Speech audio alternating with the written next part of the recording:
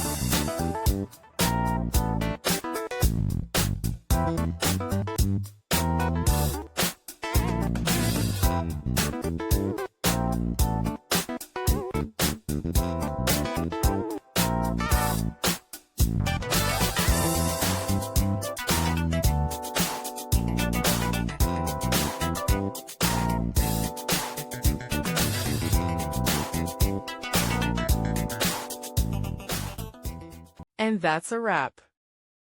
I hope you found the answer you were looking for. If you did, take a second to hit that subscribe button. It really helps out. And let me know in the comments which solution worked best for you. See you next time in the debug zone.